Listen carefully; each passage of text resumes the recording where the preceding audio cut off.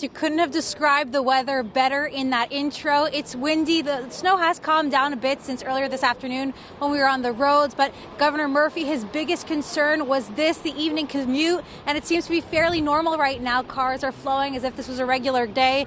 But again, officials were warning heavily this morning. This is Mother Nature, and we're in the middle of the ball game. It's the first winter storm of the season, and Governor Phil Murphy doesn't want to drop the ball. The roads are being salted. 2,100 pieces of emergency equipment like plows have been positioned across the state, and state troopers are in place. Did we do everything we could to get ahead of it? I think the answer is everything within our control. I believe that we have done. This is the third winter for the Murphy administration. They're trying to avoid New Jersey commuter outrage from last year's first winter storm when drives that should have taken minutes took hours. We didn't get the job done, and that's on me, period. 2,100 pieces of equipment in my 3 winters is about as high as we've been, I think. So we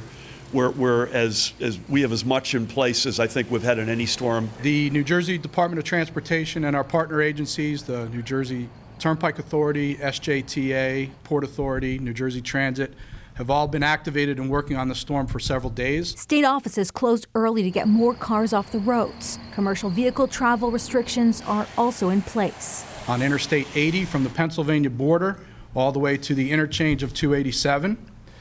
Interstate 78 from the Pennsylvania border to the interchange of 287.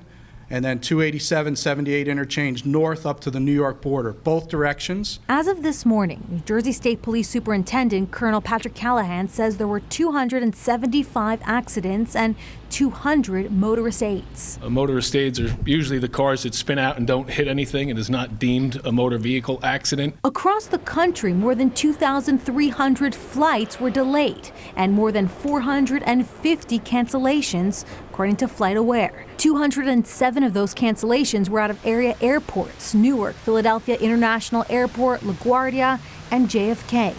On top of that, people were stuck for hours waiting, not just at airports, but on buses and trains. New Jersey Transit announced some routes will cross honor bus or rail tickets. But having said all that, it's Mother Nature, and you only can control what you can control. I think we feel we're at that point right now, but we have to still play the second half of this game.